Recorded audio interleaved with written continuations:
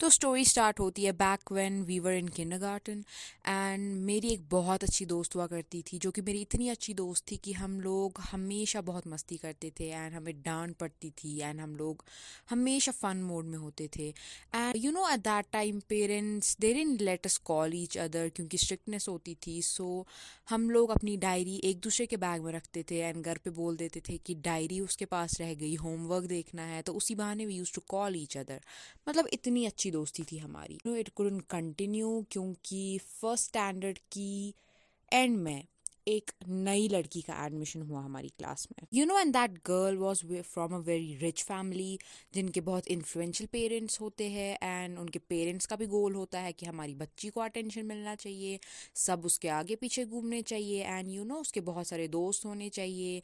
And फिर उस लड़की को बहुत ज़्यादा अटेंशन मिलता था टीचर्स से, सारी क्लास से। उसके पास यूनिक यूनिक स्नैक्स होते थे, यूनिक चीज़ें होती थी, तो उन सबको यूज़ करके वो सबको अट्रैक्ट करती थी। एंड शी वॉज टॉक्सिक, मतलब वो बहुत ज़्यादा टॉक्सिक थी क्योंकि she use to make fun of everyone. वो किसी की रिस्पेक्ट नहीं करती थी, बट किसी को वो चीज़ नहीं दिखती थी क्योंकि सबको लगता था कि wow she is giving us so much snacks and this and that. तो इस चीज़ पे गौर नहीं करते थे कि जो बेसिक चीज़ें हैं, रिस्पेक्ट एंड ऑल, वो तो वो लड़की दे ही नहीं रही।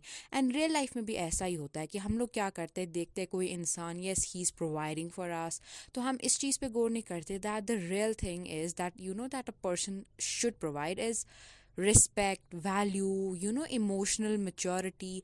लेकिन हम लोग क्या करते हैं, we focus on oh he is giving me something expensive, it means he is a green flag, जबकि ऐसा नहीं होता। वी नीड टू सी कि जो हमें मिल रहा है क्या उससे ज़्यादा हमसे ड्रेन तो नहीं किया जा रहा। So that girl use to do that, तो वो सबका मजाक बनाती थी एंड किसी से अच्छा बॉन्ड नहीं रखती थी। लेकिन just because she was rich तो सब उसके दोस्त थे एंड सब उससे बहुत ज़्यादा इन्फ्लुएंस होते थे। तो ऐसे ही चलता रहा एंड मुझे समझ नहीं आया कब हमारा डुओ ट्रायो बन गया, वो लड़की हम दोनों के बीच में आ गई। And she use to make me feel बहुत ज़्यादा लेफ्ट आउट क्योंकि वो सिर्फ मेरी बेस्ट फ्रेंड से बात करती थी एंड वो मेरी बेस्ट फ्रेंड को अपनी चीज़ों से बहुत ज़्यादा इम्प्रेस करती थी एंड वो मेरा बहुत मजाक बनाती थी। लाइक वो मेरे सामने उसको बोलती थी कुछ कान में एंड फिर उसको बोलती थी कि इसे मत बोलना, लाइक मेरे सामने इसे मत बोलना क्योंकि ये हमारा सीक्रेट है। And I use to be like wow she has such an audacity. उसने बहुत ज़्यादा टॉक्सिक चीज़ें की मेरे साथ। लाइक वो मेरी चीज़ों का हमेशा मजाक बनाती थी और ऐसा दिखाती थी कि मेरी चॉइस कितनी गंदी है। वेल बेसिकली वो मेरी चॉइस नहीं होती थी, सबके पास ये चांस नहीं होता कि वो अपनी चॉइस की चीज़ें लाए। कुछ लोगों को अपने पापा की दी हुई चीज़ को ही एक्सेप्ट करना पड़ता है and I was okay with it to be honest. मेरे कुछ ऐसे नखरे नहीं होते थे, but she always use to make me feel like कि मेरी चीज़ें ख़राब है, मेरी चीज़ें सस्ती है एंड मेरी चीज़ों में वो वाइब नहीं है and I don't have a good choice and उसके पास जो चीज़ें हैं वो बहुत ज़्यादा एक्सपेंसिव है। सो ये सब किया उसने एंड उसकी वजह से मैं और मेरी बेस्ट फ्रेंड बहुत ज़्यादा दूर हो गए क्योंकि ऑब्वियसली मेरी बेस्ट फ्रेंड वो भी एक बच्ची थी तो वो भी बहुत ज़्यादा अट्रैक्ट हो जाती थी उसकी यूनिक चीज़ों से, उसके शो ऑफ से।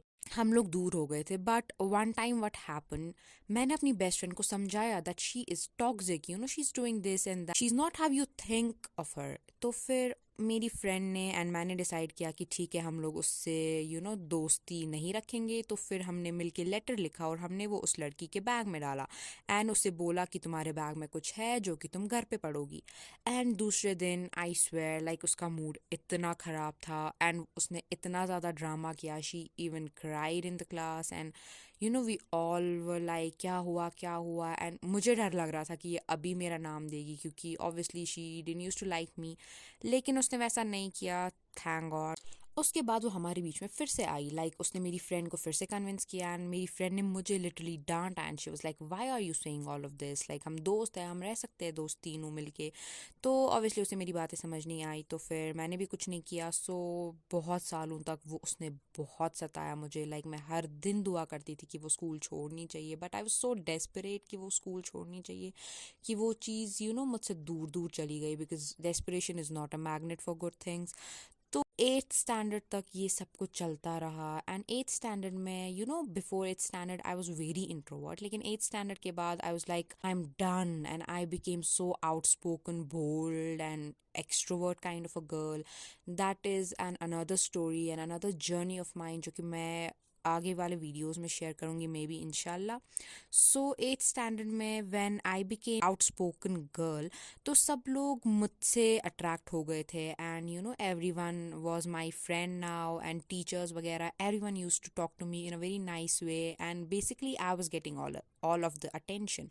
तो उसको समझ आ गया that now the attention is somewhere else, तो फिर उसने मेरे साथ दोस्ती करने की कोशिश की and me being so good I used to be like wow देखो सब कितना अच्छा है, मैं ही डम थी, मैं ही बोरिंग थी, that's why she wasn't my friend, but now since I am so funny now she is my friend. But मैंने ये चीज़ नहीं गौर की दैट इससे पहले I had nothing to offer to her and that is why she was never coming to me and she was always disrespecting me. But now since I have that attention चीज़ जो उसको चाहिए and जहाँ पे रह के वो खुश रह सकती है उसके इस शो ऑफ वाले एटीट्यूड को फ्यूल मिल सकता है, वो तो अब मेरे पास है, that is why she is my friend. But obviously मैं बच्ची थी, उतना एक्सपीरियंस नहीं था, तो I didn't think of it like that. I was like यार ठीक है हम लोग एक साथ बैठेंगे and हम लोग इतने अच्छे दोस्त बन गए that हमारी फ्रेंडशिप हमारे खानदान में फेमस हो गई। एवरीवन यूज्ड टू नो हमें, एवरीवन यूज्ड टू नो हम कितने अच्छे दोस्त हैं, हमारी कितनी अच्छी फ्रेंडशिप है and we were like a gang. So हम लोग बहुत खुश थे, बहुत मस्ती करते थे एंड मुझे यकीन नहीं होता था दैट मैं एक ऐसी लड़की की बेस्ट फ्रेंड बन गई and to be honest she was funny, तो मुझे काइंड ऑफ मज़ा आता था। बट जो चीज़ मैं अभी तक समझती थी दैट लोग समझ नहीं रहे हैं कि वो उनको स्नैक्स दे रही है एंड बदले में उनकी रिस्पेक्ट वगैरह सब कुछ ले रही है, वो चीज़ अब मुझ पे हुआ। Like she was making me laugh and we use to have fun together, लेकिन ये चीज़ मेरे दिमाग में नहीं आई that she is also making fun of me. Like वो बातों बातों में मेरा मजाक उड़ाती थी, मेरे पेरेंट्स का, मेरी हाइट का, मेरी चीज़ों का, वो सब कंटिन्यू चलता था। But since she was talking to me in a funny way, तो मुझे लगता था oh everything is okay and we are just best friends, ये तो best friends के बीच में चलता रहता है। but that is not okay. I mean no one is supposed to cross a boundary, and she had this habit, वो बहुत ज़्यादा वो डरती नहीं थी because she had this influential parents और उसके parents हमेशा गैंग की तरह आके सबको डरा देते थे कि हमारी बेटी के साथ ये क्यों किया वो क्यों किया, तो उसे किसी चीज़ का डर नहीं था। तो वो बहुत ज़्यादा गड़बड़े करके, बहुत ज़्यादा ऐसी हरकतें करके जिस पे डांट पड़ सकती है, स्कूल से निकाला जा सकता है, इवन पेरेंट्स बहुत बुरी तरीके से डांट सकते हैं, वैसी हरकतें करके कि वो दूसरों पे नाम चढ़ा देती थी इजीली एंड उसे डर भी नहीं लगता था। एंड बहुत बार उसने ऐसा किया and I used to be like मैं क्या बोलूँ इसे, क्योंकि she was my best friend. After 10th हम थोड़े मच्योर हो गए एंड अब हम लोग अपने उस कांस्टेंट वाले फ्रेंड सर्कल से बाहर निकल के नए नए लोगों से मिलने लगे एंड तब मुझे समझ आया that she is actually not healthy person for me. in front of everyone, in front of new people that were around us, वो फिर से मेरा मजाक उड़ाती थी एंड मेरी इनसिक्योरिटीज़ के बारे में बात करती थी and she use to make me feel so under confident and so awkward and so insecure that मुझे इतना गुस्सा आता था that being my best friend, why is she doing that? And मैं ये चीज़ समझ नहीं रही होती थी that all of this is toxic. मैं इस सब चीज़ों को नॉर्मली ले लेती थी but deep down my confidence used to just crush. And इतना होता था कि मुझे डर लगता था उसके अराउंड जाने से, क्योंकि मुझे पता होती थी कभी भी she is going to talk bad about my appearance और anything, she is going to make fun of I don't know what, and I have to take that in a funny way because we are best friends. So उसके बाद after some months she changed her city and वो गई बाहर पढ़ने। Then उसके बाद she used to send snaps and उसकी toxicity I was still consumed by that, क्योंकि मैं उसके snaps खोलती थी and उसके snaps में इतना fun होता था because she always used to show off a lot.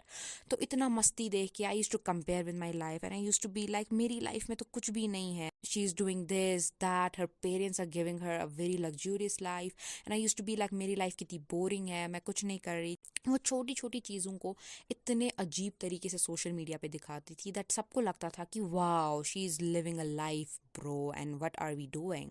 सो ये सब बहुत टाइम तक चलता रहा और मुझे बहुत आई स्वेयर हद से ज़्यादा एनजाइटी होती थी उसके स्नैप्स, उसके स्टोरीज वगैरह से। असल में मुझे कब हिट हुआ ये सारी चीज़ें, मेरा बर्थडे था। So I wasn't very close with anyone and मुझे पता था that she is going to wish me 12 बजे एंड आई वॉज वेटिंग, क्योंकि obviously it is special, you are excited at that time. तो मैंने 12 बजे वेट किया and I was continuously looking at my screen कि अभी मेरी फ्रेंड का टेक्स्ट आएगा, लेकिन उसका टेक्स्ट नहीं आया। 1 बज गए, 2 बज गए एंड उसका टेक्स्ट नहीं आया and ultimately I fell asleep. I thought या maybe she is in another city, she must be busy. पूरे दिन उसका टेक्स्ट नहीं आया and she didn't wish me at all. तो तब मुझे समझ आया like being a friend you are not suppose to be this much ignorant, उसके बाद ये सब जब कंटिन्यू चलता रहा और मुझे I started analysing our past and everything together, तो मुझे समझ आ गया that I must remove her this instant, क्योंकि स्नैपचैट पे she was active and Snapchat पे everyone gets that notification if किसी का बर्थडे होता है। She didn't wish me, so I immediately removed her after some days and I was like I don't want this. मैंने उसको कोई closure नहीं दिया, I didn't tell her anything, I just removed her. For months she didn't contact me. My other friends, they used to show me her snaps sometimes and she was continuously doing that thing, showing off everything in a toxic way. And all of my friends, they were so distracted by her, they didn't know it. I used to make them understand कि भाई तुम लोग distract हो रहे हो, तुम लोग अपनी life के लिए ungrateful हो because you're watching her doing all of that मस्ती and all. And they used to be like हाँ यार सच में। तो I used to be like you should remove her, right, because it is not healthy. And then they used to be like अब remove करेंगे तो क्या बोलेंगे, उसे क्यों किया remove. And that's when I understood that I am at a different maturity level than them. मैंने उसके बारे में बात करना stop किया. After a year almost, she called me and I was having my dinner. तो उसने मुझे कॉल किया, उसका नंबर सेव नहीं था. I answered quickly and there she was like, how are you, we didn't talk for a long time. And I was acting kind because I don't want unnecessary drama in my life. We are not kids anymore, so I wasn't supposed to do drama. So she was like यार मैंने बहुत सारे दोस्त देख ले, लेकिन I swear तेरे जैसी वाइब और तेरे जैसी मस्ती किसी के साथ नहीं कर पाती हूँ, please let's be friends again. मतलब this thing coming from someone जो शो ऑफ ड्रामा एंड बहुत ही ज़्यादा रिच काइंड ऑफ लाइफ जी रही है. I was kind of in a shock that wow, this is how time works. I didn't tell her yes, I didn't tell her no. I was like, yeah, maybe we should try. So when we hung up, she texted me on Instagram and she was like, add me back on Instagram. And I didn't reply to her. I didn't add back. I didn't call her ever again. I didn't save her number. I didn't do anything. I didn't respond to her because I don't give second chances. Life is too short to give chances to one person over and over again. So इसीलिए I was like, I'm done with you. I mean 14 साल काफ़ी है किसी को बार बार chances देने के लिए. उसके बाद I didn't let her enter my energy bubble again and I didn't give her another chance. So yeah, that's all. Remember to spread love and kindness and don't forget to put yourself on number 1 of that list.